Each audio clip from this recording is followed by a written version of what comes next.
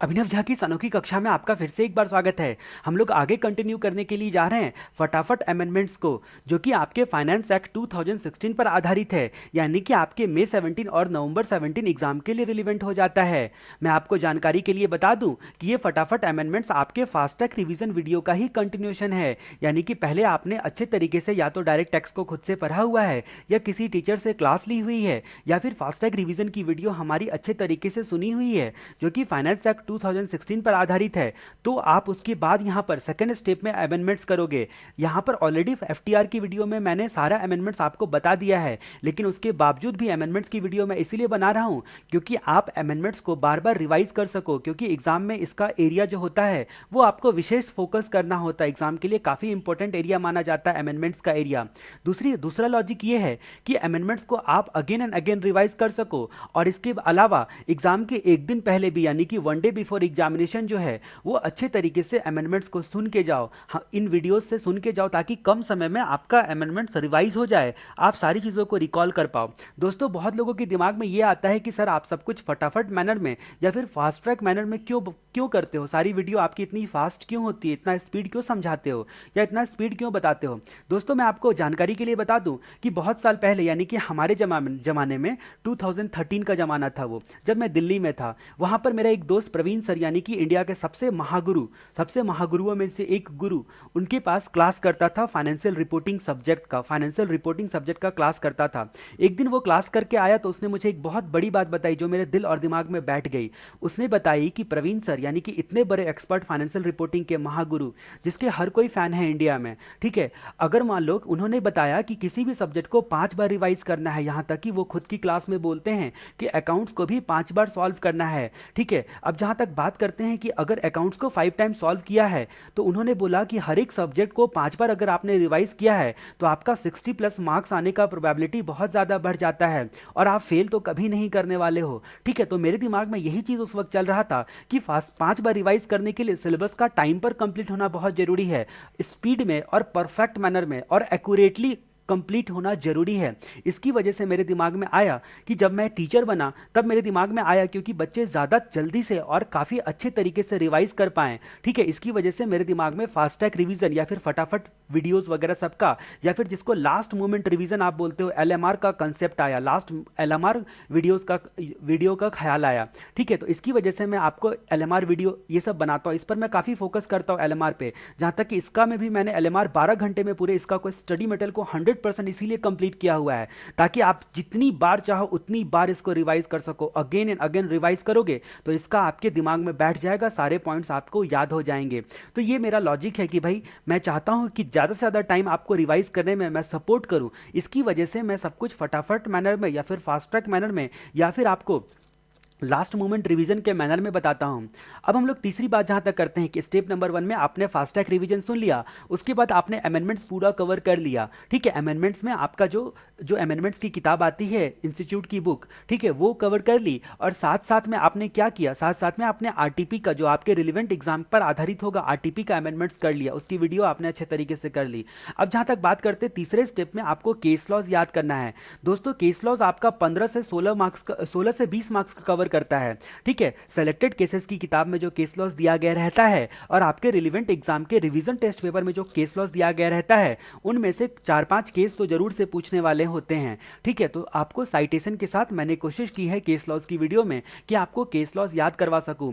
Even मैं तो ये बोलता हूं कि केस लॉस की वीडियो को आप उस वक्त सुनोगे जो आपका नॉन प्रोडक्टिव आवर है, यानी कि मान लो खाना खाने के बाद आप आराम कर रहे हो या फिर लेटे हुए हो, रात को नींद नहीं आ रही है, उस वक्त आप अपने मोबाइल में चलाकर केस लॉस की वीडियो को सुनोगे, या फिर अदरवाइज ट्रेन में ट्रेवल कर रहे हो, बस में ट्रेवल कर रहे हो, आने जाने का टाइम जो होता है उसका यूटिलाइज करोगे, यानी कि अपने नॉन प्रोडक्टिव आवर को आप प्रोडक्टिव आवर में कन्वर्ट करोगे। और क्योंकि केस लॉज आपका इटसेल्फ एक मूवी की तरह होगा, यहां पर मैंने अलग अलग कहानियां सुनाई हुई अलग अलग केसेस में, ठीक है, तो आपको बहुत मजा आएगा केस लॉ करने में, तो इसलिए केस लॉज की वीडियो भी आपको अच्छे तरीके से सुननी है।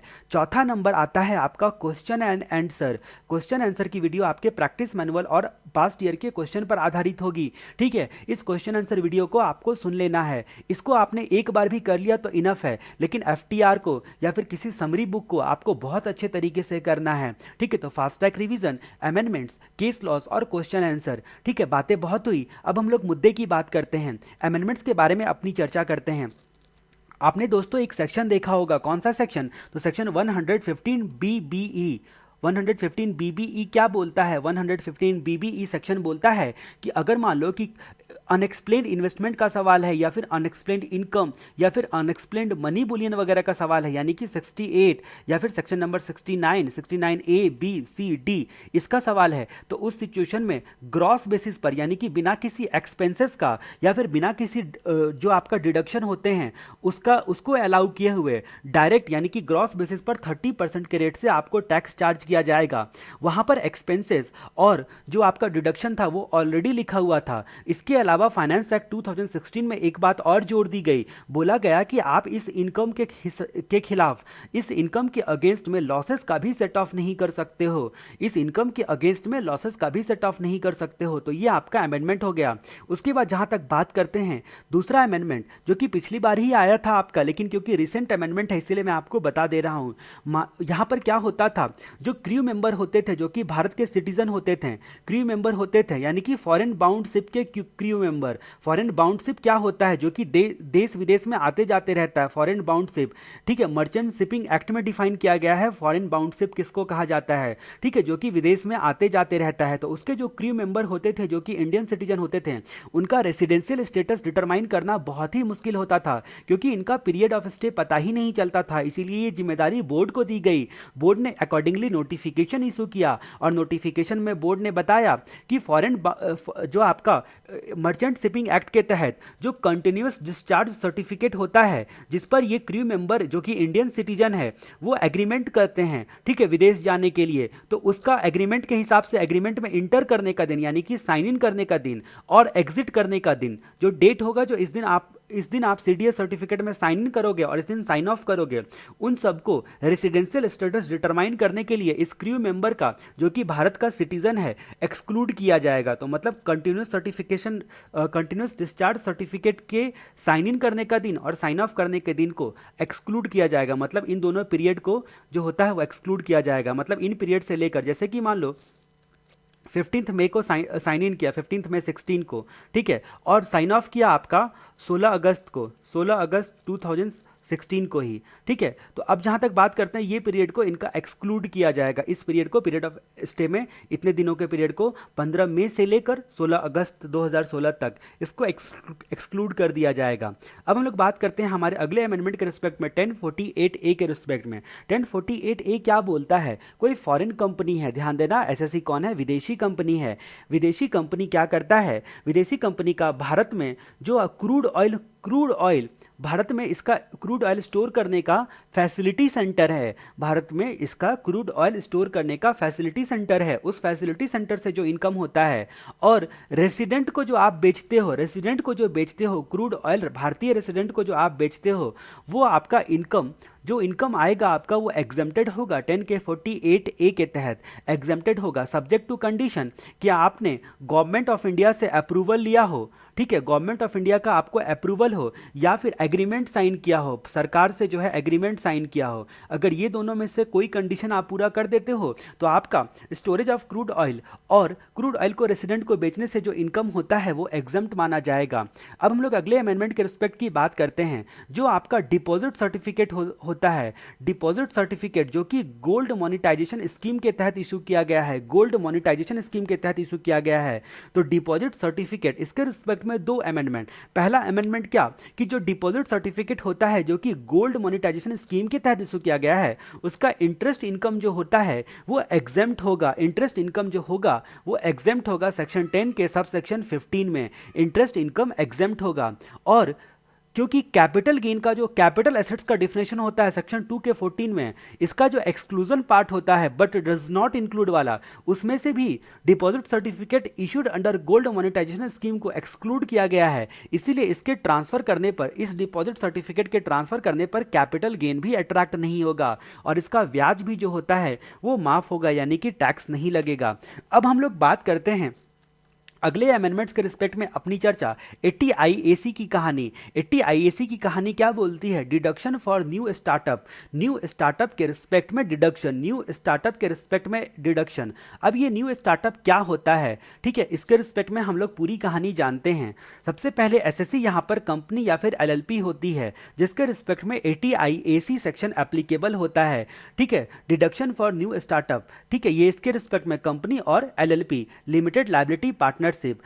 तो इसके रिस्पेक्ट में हम लोग देखते हैं सबसे पहले कि ये न्यू स्टार्टअप क्या होता है। न्यू स्टार्टअप के बारे में जहां तक हम लोग चर्चा करते हैं तो हम लोग बात करते हैं कि आईडीसीडी, आईडीसीडी। अब देखो कि सीडी की आईडी, सीडी की आईडी, ये चार वर्ड आपको याद रखना है। आईडीसीडी, आई का मतलब innovation, innovation, development, deployment, deployment और कम्युनिकेशन, ठीक है। Innovation, development, communication and deployment, ठीक है। किस चीज़ का करती है ये कंपनी एलएलपी? ये सारी चीज़ें इनोवेशन करती है या फिर डेवलपमेंट करती है या फिर कम्युनिकेशन करती है या डिप्लॉयमेंट करती है किसी न्यू प्रोडक्ट का, न्यू प्रोडक्ट या फिर सर्विसेज या फिर प्रोसेस, न्यू प्रोडक्ट, प्रोसेस या फिर सर्विसेज, ठीक है, जो कि आपका ड्राइवन बाय टेक्नोलॉजी होता है। ये जो न्यू प्रोडक्ट, प्रोसेस या सर्विसेज होगा ना, ये टेक्नोलॉजी से डिराइव हुआ होना चाहिए, टेक्नोलॉजी से या फिर इंटेलेक्चुअल प्रॉपर्टी से, टेक्नोलॉजी से या फिर इंटेलेक्चुअल प्रॉपर्टी से। तो कोई कंपनी एसएससी कंपनी या फिर एलएलपी,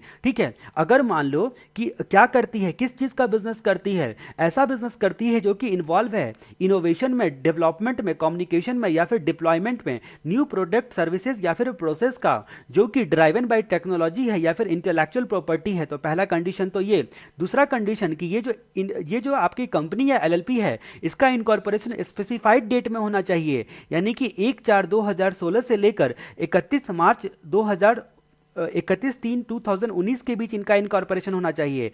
1/4/2016 से लेकर, ठीक है, 1 अप्रैल 2016 से लेकर 31 मार्च 2019 तक में इसका इनकॉर्पोरेशन होना चाहिए, ठीक है। दूसरी बात, और तीसरी बात जहां तक हम लोग करते हैं, तीसरी बात, किसी प्रीवियस ईयर का टर्नओवर जो होता है, ये इनके जितने प्रीवियस ईयर कवर होंगे स्पेसिफाइड पीरियड में, उसमें 25 करोड़ से ज़्यादा इनका टर्नओवर नहीं होना चाहिए। तो 25 करोड़ जो होता है वो एक्सीड नहीं करना चाहिए, ठीक है। ये आपका तीसरा कंडीशन है। चौथा कंडीशन क्या है? Specified board. अब इस बोर्ड का नाम याद रखने की कोई जरूरत नहीं है, आप स्पेसिफाइड बोर्ड भी लिखोगे ना तो चलेगा। तो स्पेसिफाइड बोर्ड से इसको एलिजिबल बिजनेस होने का सर्टिफिकेशन होना चाहिए, मतलब इसको सर्टिफिकेट होना चाहिए। तो चार कंडीशन। पहला कंडीशन क्या? पहला कंडीशन कि ये किस चीज में इन्वॉल्व होना चाहिए, दूसरा कंडीशन डेट वाला कंडीशन, तीसरा कंडीशन 25 करोड़ टर्नओवर वाला कंडीशन, टर्नओवर वाला कंडीशन, उसके बाद स्पेसिफाइड बोर्ड्स का सर्टिफिकेशन इसके पास होना चाहिए।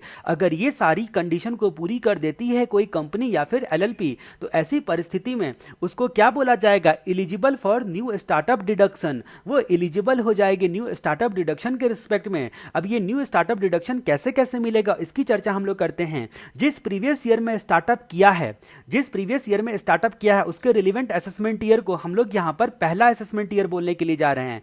1, 2, 3, 4 और 5। तो 5 असेसमेंट ईयर में से किसी भी कंसेक्यूटिव थ्री असेसमेंट ईयर में इनका 100% प्रॉफिट जो होगा, 100% प्रॉफिट का डिडक्शन मिलेगा, ठीक है।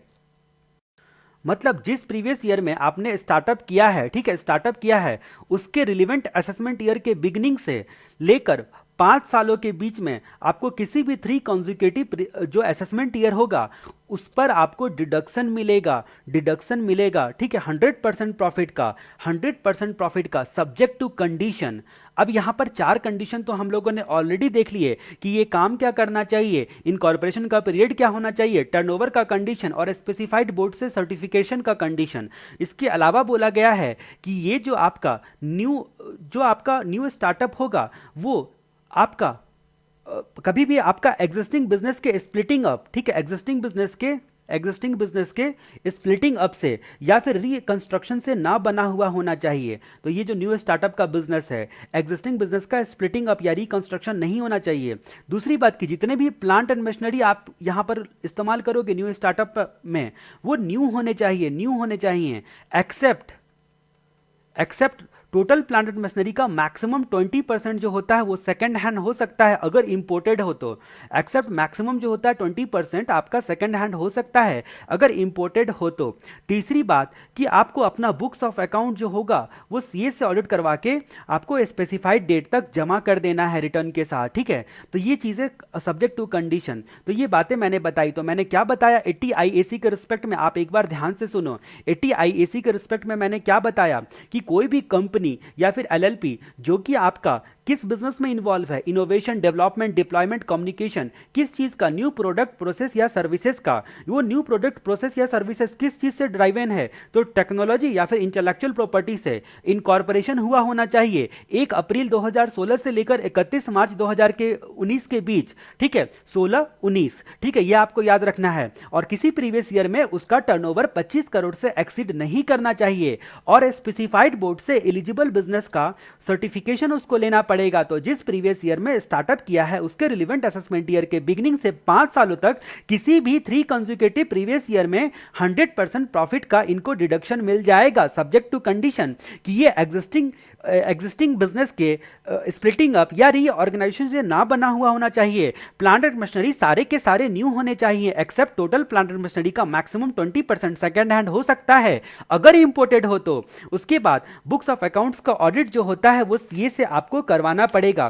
तो ये सारे इनके कंडीशन होते हैं। तो अब तक हम लोगों ने क्या क्या अमेंडमेंट्स यहां पर कवर किए। सबसे पहले मैंने यहां पर आपको बताया 115 बीबीई के बारे में, जिसमें मैंने आपको बताया कि 115 बीबीई बोलता है कि ग्रॉस बेसिस पर बिना किसी खर्चे का या बिना किसी डिडक्शन दिए हुए आपको जो भी अनएक्सप्लेन्ड इन्वेस्टमेंट इनकम या फिर अनएक्सप्लेन्ड मनी बुलियन वगैरह सब होगा वो 30% के रेट से टैक्स चार्ज किया जाएगा। अब यहां पर एक बात और जोड़ दी गई कि भैया केवल अनएक्सप्लेन्ड डिडक्शन या फिर केवल यहां पर डिडक्शन या खर्चे नहीं, डिडक्शन या एक्सपेंस नहीं, बल्कि लॉसेस का भी सेट ऑफ नहीं किया जा सकता है। फिर हम लोगों ने देखा क्रू मेंबर के बारे में अपनी चर्चा। क्रू मेंबर के रिस्पेक्ट में क्या देखा कि अगर मान लो कोई इंडियन सिटीजन है जो कि क्रू मेंबर है किस चीज का, फॉरेन बाउंड शिप का, और भारत छोड़कर जाते आते रहता है, तो जिस दिन कंटिन्यूअस डिस्चार्ज सर्टिफिकेट में इंटर किया है, ठीक है, अपने काम के लिए यानी कि वेज पे जाने के लिए, एलिजिबल वेज पर जाने के लिए, और जिस दिन कंटिन्यूअस डिस्चार्ज सर्टिफिकेट पर साइन ऑफ करता है उतने पीरियड को साइन करने के दिन से लेकर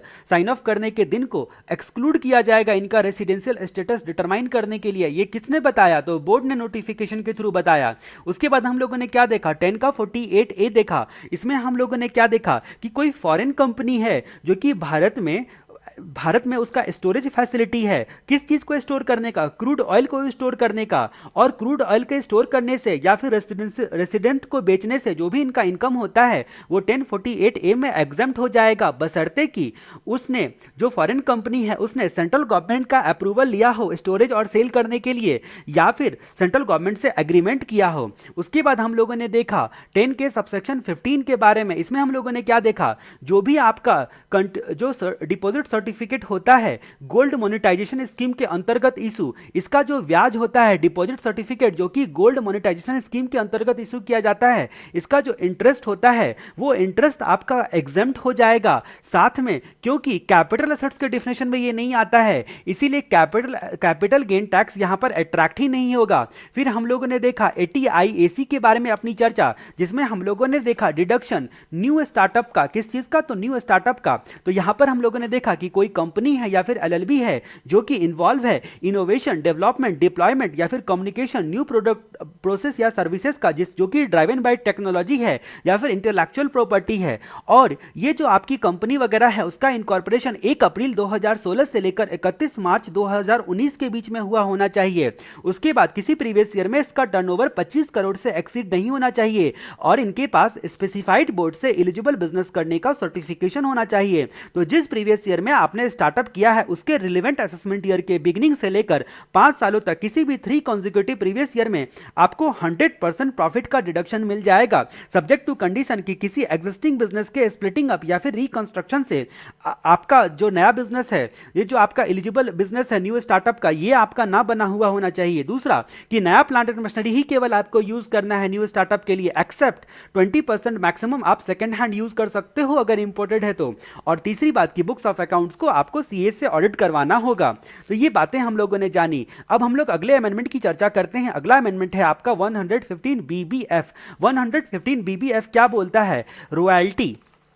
royalty income from patents.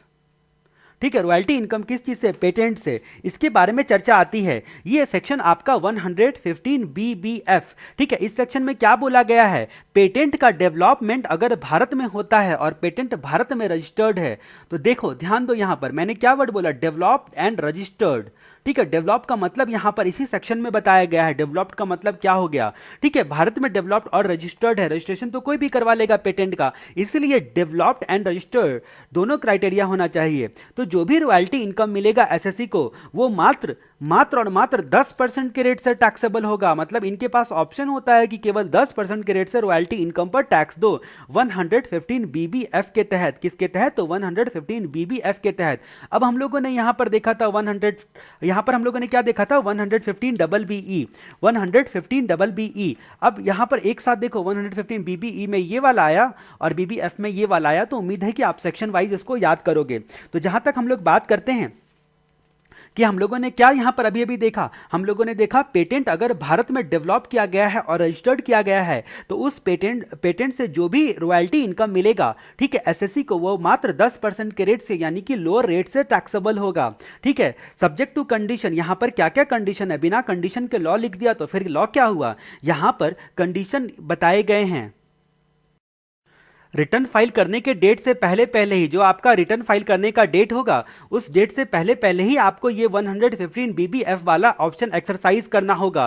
BBF वाला ऑप्शन जो है आपको एक्सरसाइज करना पड़ेगा, तब आप 115 बीबीएफ के तहत जो है मात्र 10% के रेट से टैक्स दे पाओगे अपने रॉयल्टी इनकम पे, ऐसे पेटेंट के रिस्पेक्ट में जो कि डेवलप्ड और रजिस्टर्ड भारत में हुआ है। अब जहां तक बात करते हैं कि डेवलप्ड का मतलब यहां पर क्या हुआ? डेवलप्ड का मतलब यहां पर क्या हुआ कि जो आप पेटेंट का इन्वेंशन कर रहे थे, तो पेटेंट का इन्वेंशन करने में जो भी खर्चे हुए, जो भी एक्सपेंस किया गया हो, उसका 75% हिस्सा भारत में किया हुआ होना चाहिए। मतलब कम से कम 75% जो होता है, जो भी आपका इन्वेंशन के रिस्पेक्ट में एक्सपेंस है, वो इंडिया में होना चाहिए। उसके बाद यहां पर जो 10% के रेट से आपको टैक्स लगेगा, इसके रिस्पेक्ट में आपको जो पेटेंट इनकम होगा, उसका कोई भी, उसके रिस्पेक्ट में कोई भी एक्सपेंस या फिर अलाउंस का डिडक्शन नहीं मिलेगा। अगर इस ऑप्शन में जाते हो तो कोई भी खर्चे या अलाउंस का डिडक्शन नहीं मिलेगा इस इनकम के अगेंस्ट में। ठीक है, अब जहां तक बात करते हैं तीसरी बात कि अगर मान लो कि आप 115 बीबीएफ में जाना सेलेक्ट करते हो, यानी कि 10% के रेट, लोअर रेट से आप टैक्स देना चाहते हो, तो उस परिस्थिति में जिस प्रीवियस ईयर में आपने अपने रिटर्न फाइल करने के दिन से पहले पहले ही ये ऑप्शन ऑप्ट नहीं किया, मतलब आपने ऑप्ट नहीं किया, मान लो कि किसी प्रीवियस ईयर में ऑप्ट नहीं किया, इस प्रीवियस ईयर में ऑप्ट किया, इसमें ऑप्ट किया, इसमें ऑप्ट किया, लेकिन इसमें ऑप्ट नहीं किया, तो जिस प्रीवियस ईयर में आपने ऑप्ट नहीं किया 115 बीबीएफ में जाना, ठीक है, यानी कि 10% के लोअर रेट से टैक्स देना, तो अगले 5 सालों तक आप ये सेक्शन का फायदा नहीं उठा सकते हो। ठीक है, सब्सिक्वेंट 5 प्रीवियस ईयर तक आप इन सेक्शन का फायदा नहीं उठा सकते हो, 115 बीबीएफ का फायदा नहीं उठा सकते हो। अब हम लोग अगले अमेंडमेंट के बारे में चर्चा करते हैं। अगला अमेंडमेंट आपका है यहां पर एक्रीटेड इनकम के बारे में। एक्रीटेड इनकम के बारे में हम लोग चर्चा करते हैं। ये एक्रीटेड इनकम को आप एग्जिट इनकम भी बोल सकते हो, एक्रीटेड इनकम को आप एग्जिट इनकम भी बोल सकते हो। यहां पर क्या होता है, ये इनकम, ये जो आपका इनकम टैक्स होता है, वो क्या बताता है? यहां पर एक सेक्शन आया है आपका 115 टीडी।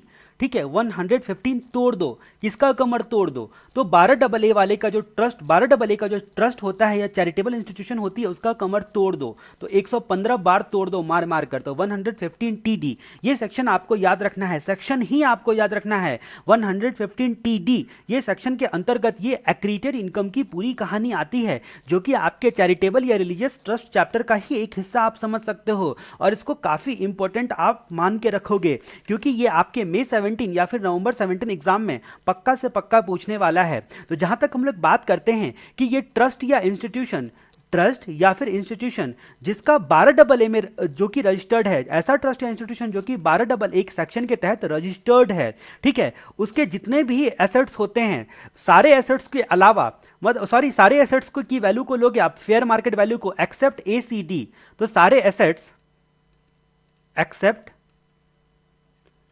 एसीडी, अब सारे एसेट्स की fair market value, fair market value, ठीक है। एसीडी, ए का मतलब क्या हो गया, ए का मतलब यहां पर हो गया एसेट्स जो कि एग्रीकल्चर इनकम से खरीदा गया है। ऐसा एसेट्स, उस एसेट्स को बक्स दोगे, ऐसा एसेट्स जो कि एग्रीकल्चर इनकम से खरीदा गया है, ठीक है। दूसरा, ऐसा एसेट्स जो कि ट्रस्ट के क्रिएशन से लेकर उसके रजिस्ट्रेशन इफेक्टिव होने के बीच में खरीदा गया है। ट्रस्ट जिस दिन बना था, क्रिएट हुआ था, उस दिन से लेकर उसके रजिस्ट्रेशन इफेक्टिव होने के दिन के बीच में खरीदा गया है, उसको भी जो है वो आप बक्स दोगे, उसको भी है यहां पर आप माफ कर दोगे। तीसरा, डी का मतलब क्या हो गया, डिसोल्यूशन केस। डिसोल्यूशन केस, मान लो ट्रस्ट या चैरिटेबल इंस्टीट्यूशन का डिसोल्यूशन होता है, तो डिसोल्यूशन वाले मंथ एंड के 12 महीने के अंदर में अगर ये एसेट्स क्या करती है, किसको दे देती है, किसी दूसरे रजिस्टर्ड ट्रस्ट को दे देती है, 12AA वाले या फिर 1023C वाले, ठीक है, आपका 23C वाले उसको दे देती है, तो उसके अलावा सारे एसेट्स को यहां पर हम लोग लेंगे, इसमें टोटल लायबिलिटी को माइनस करेंगे, ट्रस्ट की टोटल लायबिलिटी को माइनस करेंगे। ये किस दिन करेंगे वो सब हम लोग देखते हैं थोड़ी देर में। ट्रस्ट की लायबिलिटी को माइनस करेंगे। अब ये जो आएगा अमाउंट, इस अमाउंट को एक्रिएटेड इनकम माना जाएगा, एक्रिएटेड इनकम माना जाएगा, ठीक है। अब क्योंकि एक तरह से देखो तो ये इसका एसेट्स माइनस लायबिलिटीज हमने कर लिया, तो इसका मतलब ये एग्जिट इनकम इसको बोल सकते हो, एक्रिएटेड इनकम या फिर एग्जिट इनकम बोल सकते हो। मैं आपको फिर से सारी चीजें बताता हूं। देखो ये सेक्शन बहुत इंपॉर्टेंट है, आपके एग्जाम पॉइंट ऑफ व्यू से बहुत ही ज्यादा मायने रखता है, इसीलिए आपको 115 टीडी याद रखना है। 115 टीडी का मतलब क्या हुआ, 112AA वाले का कमर तोड़ दो, ठीक है। ये आप मेमोरी टेक्निक से याद करोगे, 115 टीडी, ठीक है। टीडी आपको उम्मीद है कि याद हो गया होगा। तो पहले मैं पूरी कहानी आपको बता देता हूं, फिर एक एक चीज को मैं बारीकी से जो है फिर से समझाऊंगा, मतलब 2 या 3 बार मैं इसको समझाऊंगा यहीं पे।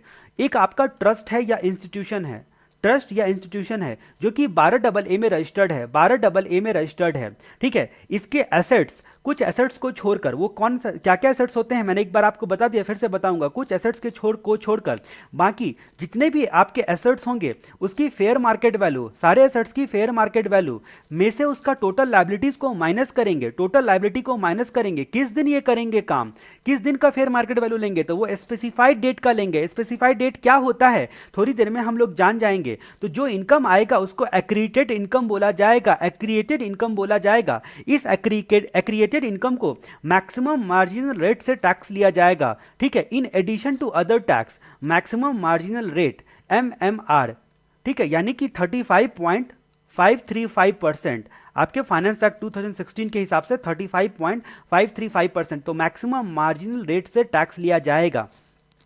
अब जहां तक बात करते हैं कि ये जो टैक्स लिया जाएगा वो in addition to other tax होगा। अगर 12AA वाले को कोई टैक्स बनता है तो उसके एडिशन में होगा, ठीक है। अब ये टैक्स क्यों लिया जा रहा है इसके रिस्पेक्ट में बात करते हैं तो 3 कहानी आती है, कन्वर्जन का केस, कन्वर्जन का मामला, मर्जर का मामला या फिर डिसोल्यूशन का मामला। ये 12AA ट्रस्ट जो होती है या तो कन्वर्ट हो रही है या फिर मर्ज करने का गुनाह कर रही है, यानी कि या फिर डिसोल्यूशन हो रहा है इनका, मतलब एक तरह से ये एग्जिट हो रही है अपने काम से।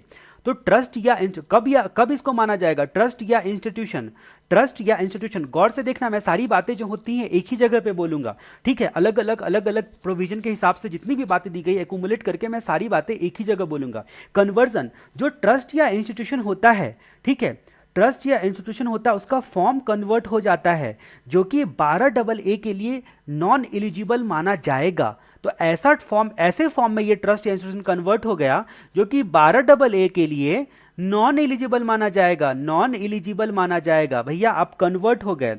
अब जाहिर सी बात है कि कोई कन्वर्ट हो गया तो क्या होगा, कन्वर्ट हो गया तो 12AA के तहत कमिश्नर इसका रजिस्ट्रेशन कैंसिल कर देगा। तो यहां पर कन्वर्जन का केस में सिर्फ 2 बातें यहां पर 2 पार्ट में बात के बताऊंगा, ठीक है। इसमें 2 पार्ट में बताऊंगा चार्ट को। 12AA में इसका रजिस्ट्रेशन कैंसिल हो जाता है, 12AA में रजिस्ट्रेशन इसका कैंसिल हो जाता है, ठीक है, 12AA का रजिस्ट्रेशन इसका कैंसिल हो जाता है।